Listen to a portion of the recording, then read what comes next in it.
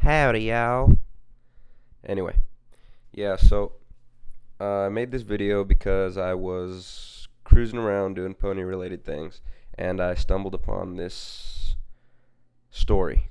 And I don't typically, I've never read a um, pony fanfic, but this one, the title just sold it completely. Don't ask me how I came upon it. I really honestly could not tell you. I don't remember, but it was such a profound reading that I don't know, I had to read it, and hopefully someone else finds this and finds it as amusing as I did. Um, Sorry about the sound, but I'm recording this in my vehicle because I live in a dorm and I wouldn't want other people to hear me reading this. Yeah, it's that kind of story. So, here you go. Arm to wipe the sweat from your brow.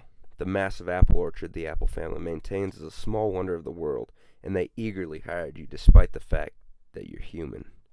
The apples here are huge, and your arms have become quite toned since you started working here. You lasso the apples in this tree into the wicker basket hanging on your back, and head over to Applejack, who's kicking an apple tree empty. "How you holding up, Sugar Cube?" she asks, in that lovable southern drawl. "I'm doing fine, but it's pretty hot out today, and I could use a drink." "Well, you're in luck, as I was just thinking about taking a break. Care for some apple juice?" Your heart quickens at the mention, bringing back memories of a night you had once drank too much of Big Macintosh's hard apple cider with Applejack. You would joke that since you are what you eat, Applejack was really an apple, inside and out, and she probably tasted like one. A few big words and bets around the campfire late at night, and before you knew it, you had become intimately familiar with the orange and blonde filly. She was a special pony, having been born a female, but still having some male parts.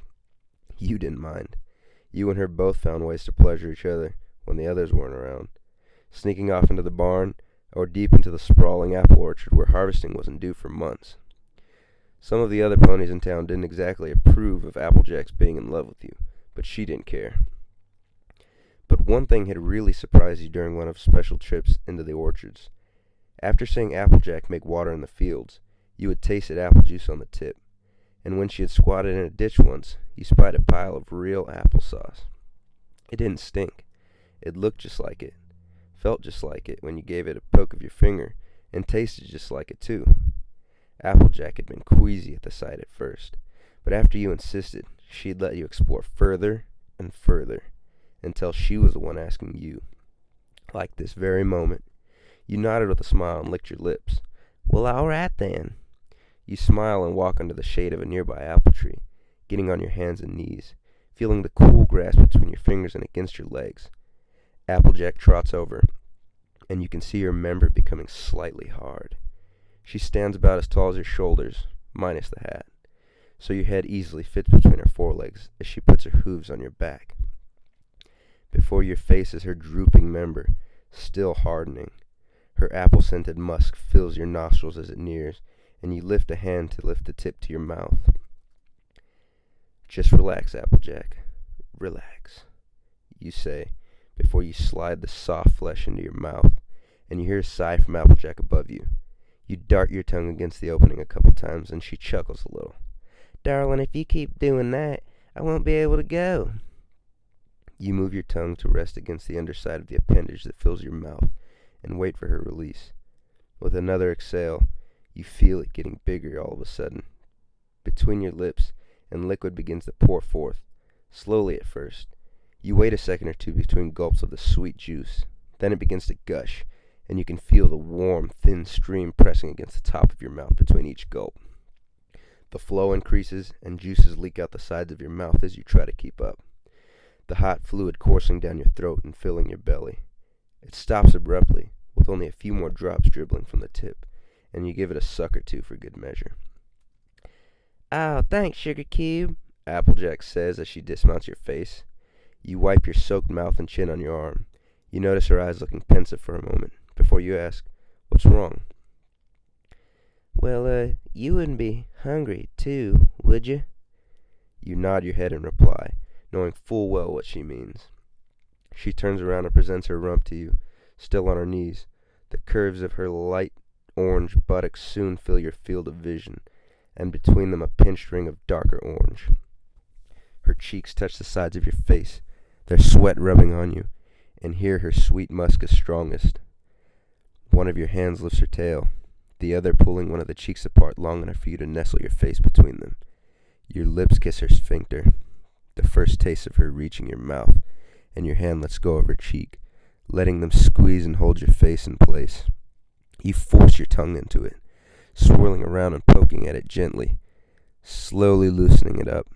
You give her a couple soft pats on her flank, letting her know you're ready, your lips creating a seal for your open mouth beneath her tail. Her forelegs collapse, her hind end in the air and pressed against your face. Her sphincter presses out for a moment before you feel the hot, sweet, tart, and soft applesauce begin to emerge. You feel a little at first, after hearing some squishing noise from with her.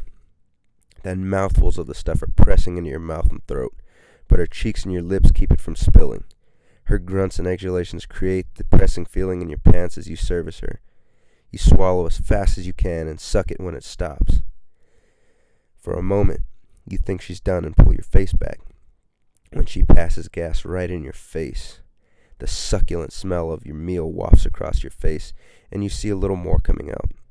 With both hands you spread them again, lapping up the dribble running down her posterior. You hear her let out a sigh as she stands up. "Thanks, darling. I never knew how much I liked that kind of thing till you came along." She smiles and hugs you for a moment, and you return the embrace. When she pulls back, you try to kiss her, but she puts a hoof on your mouth. "Sorry, sweetie, but I ain't gonna kiss that mouth now that I know where it's been." She chuckles softly and lets you kiss her on the cheek. "We'd best be getting back.